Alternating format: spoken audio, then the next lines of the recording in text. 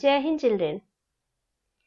Let's start our today's class of English literature, and today we are taking the poem Ozymandias by P.B. Shelley.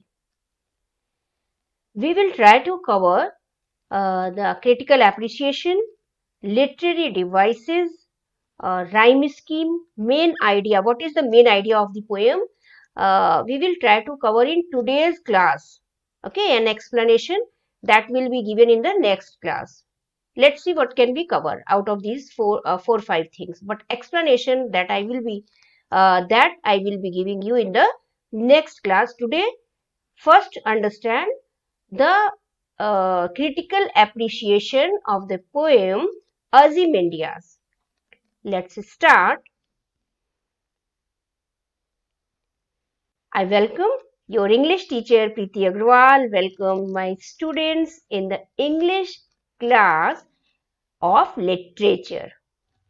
Children, today's poem is Ozymandias, written by P.B. Shelley.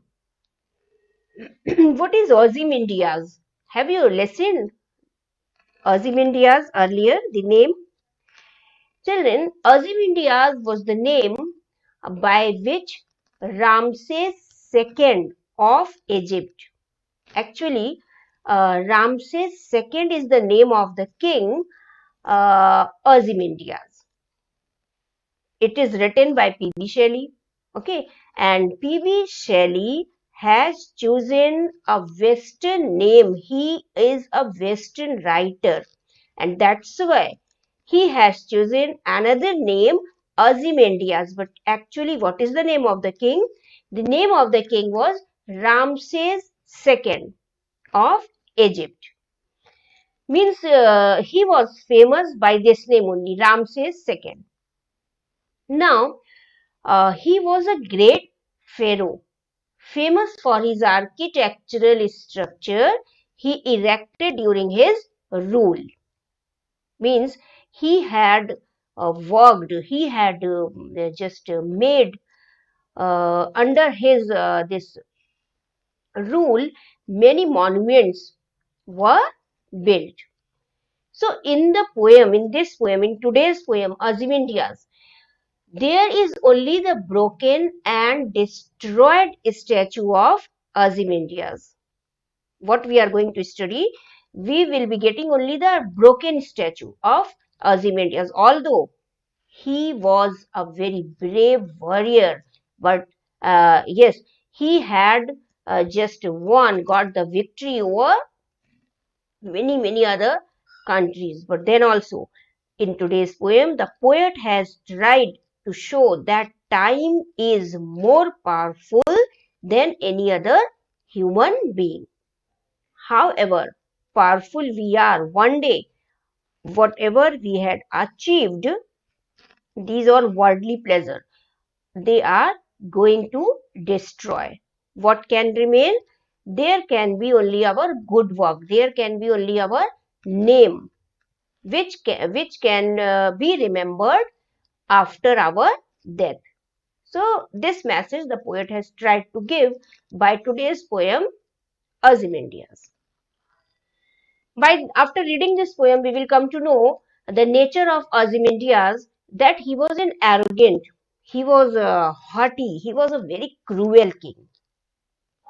This we will come to know. Let's start the critical appreciation. Ozymandias, that is Shelley's most famous poem. It is in the form of a sonnet. Sonnet means 14-line poems.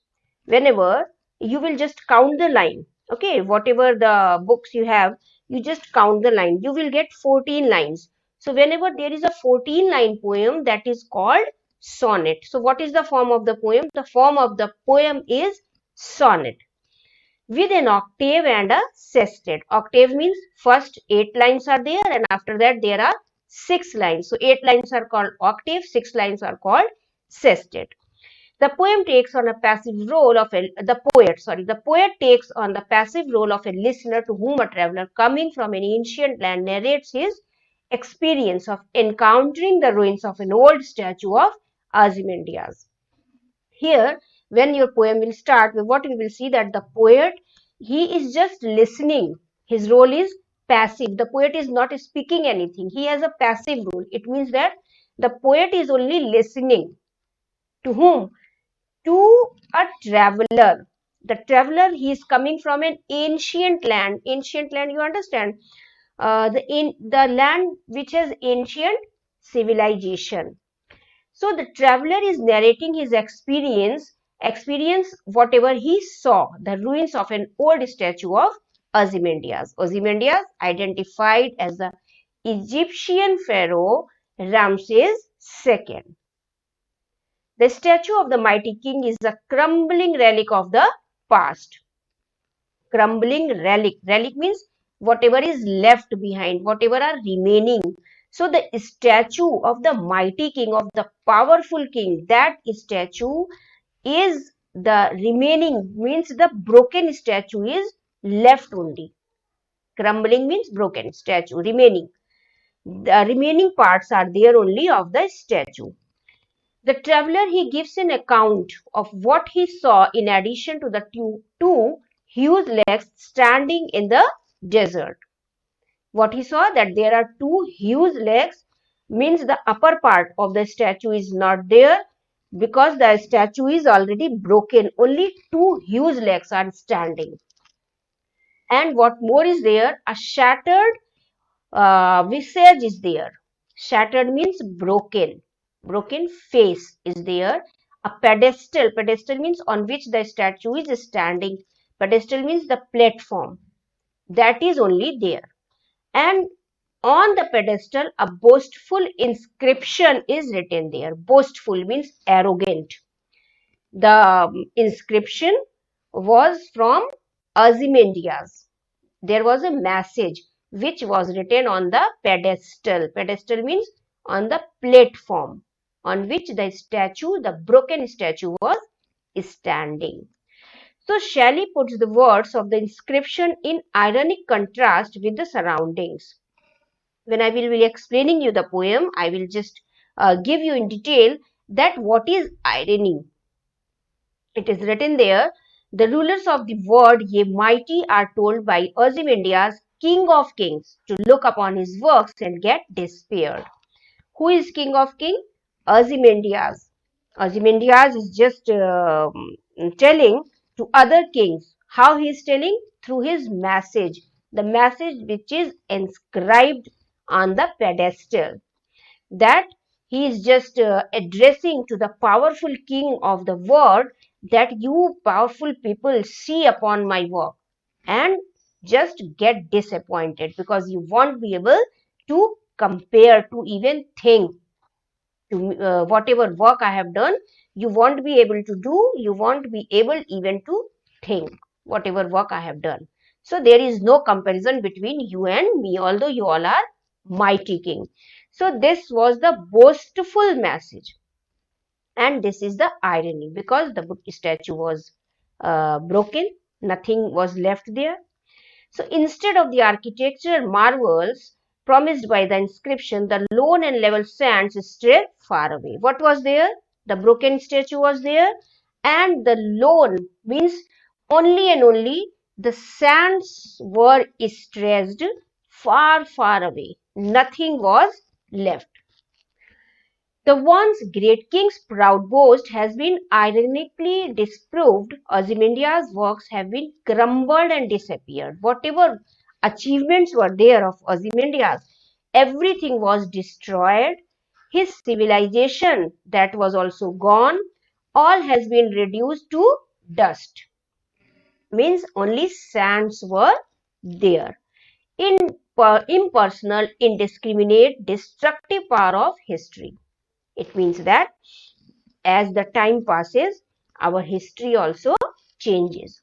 So by the destructive power, there may be any war, there may be due to the passage of time, the statue was broken, nobody took care because nobody liked the king. The king was a cruel, and that's why nobody liked, nobody looked after the statue. So with the passage of time, with the destructive power of history, what was there only?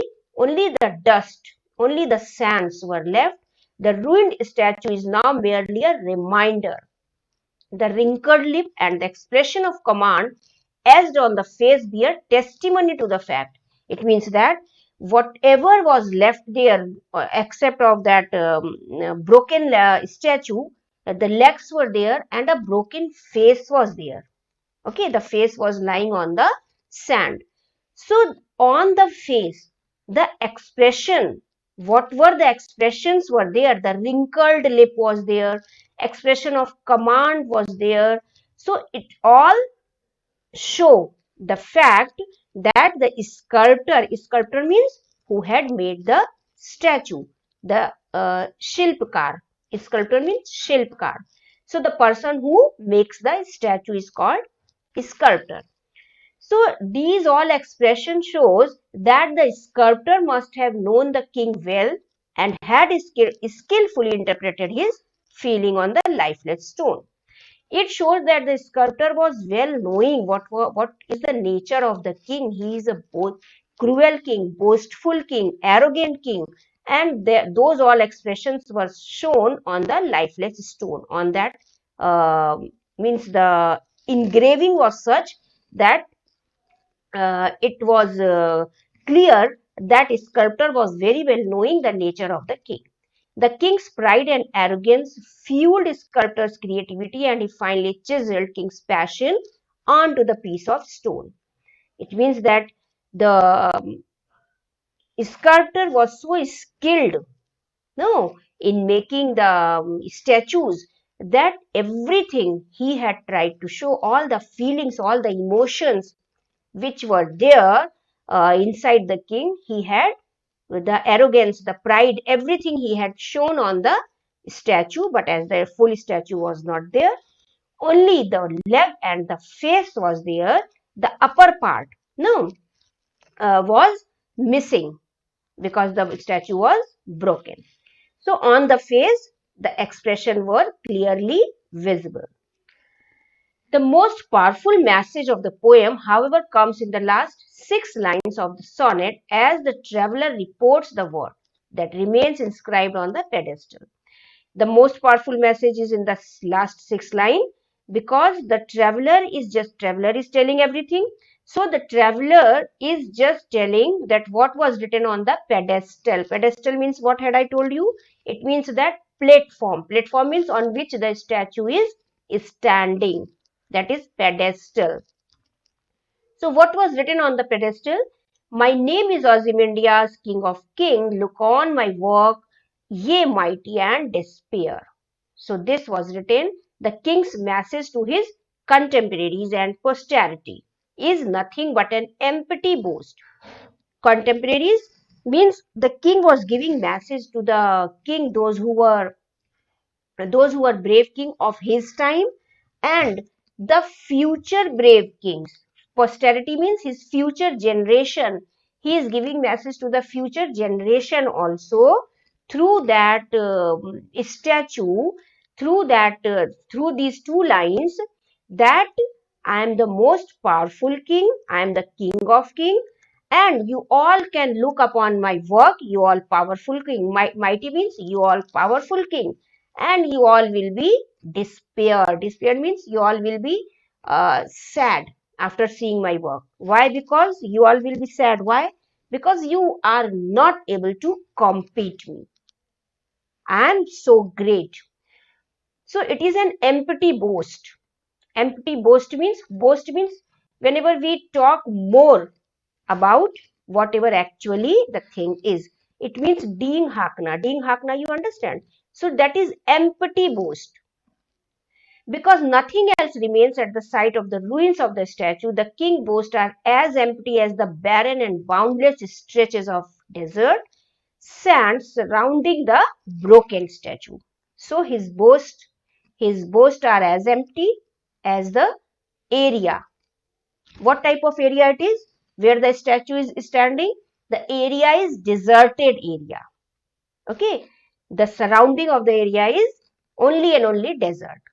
And if you have marked right from the beginning, whatever I have shown you in my slides, I have shown you only and only the deserted area, just to give you the message of the poem, that in the poem there is deserted area and a broken statue. That we will be just the full explanation I will be giving you in my next class.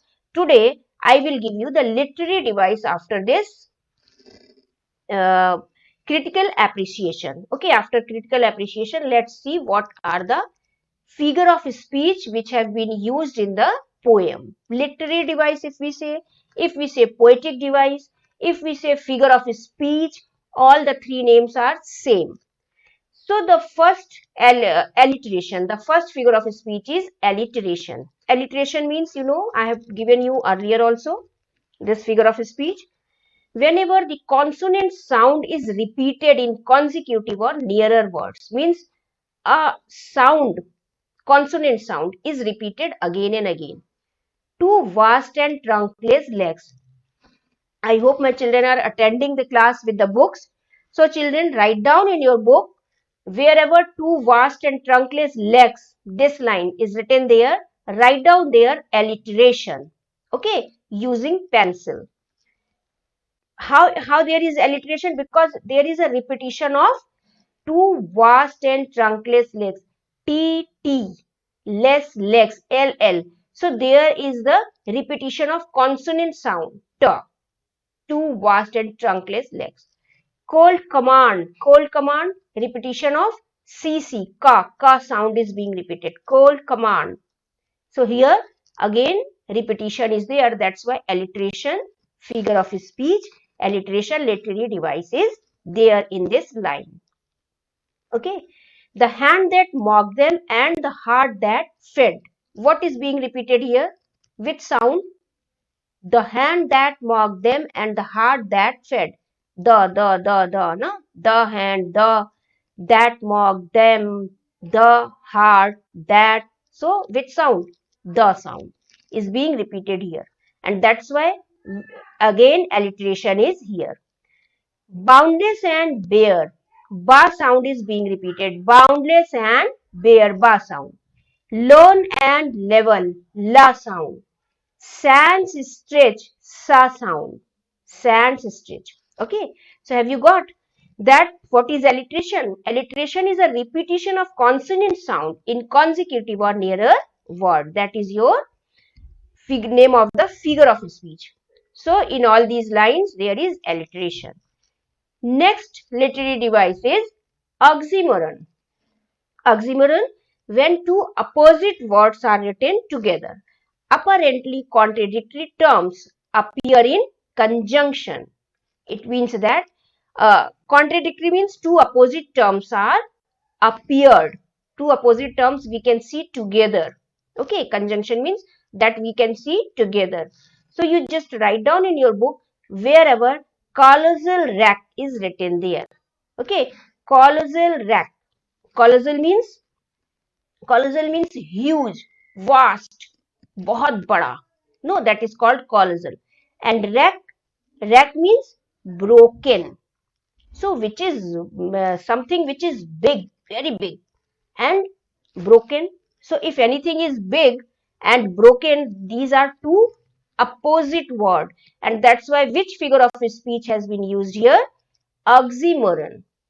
So the literary device, the figure of speech, okay, the poetic device which has been used in this line is oxymoron. Clear? So wherever colossal rack is written there, write down there this figure of speech, oxymoron. Next is your hyperbole. Hyperbole means exaggeration. Exaggeration means बढ़ा चढ़ा के बोलना. Okay, Deeg हाँकना. That is your hyperbole. In Hindi, अतिशयोक्ति. The figure of speech is अतिशयोक्ति. बहुत बढ़ा के बोलना. And that is called in English hyperbole. So wherever the line King of Kings, sorry, is written there, write down there hyperbole. Okay. The next literary device is irony. Irony means humorous. Whenever, whatever the concept is given there, just opposite The meaning is coming out of the concept. We are getting any other meaning. So it becomes humorous, humorous on which we laugh. No, जो हंसने हंसने योग्य हो, that is irony. So here in this line, look upon my work, ye mighty, and despair. In this line there is irony, and in this line also nothing beside remains. In this line also there is irony. Because the poet, Ozymandias is saying that look upon my work, ye mighty, and despair, that is inscribed on his pedestal.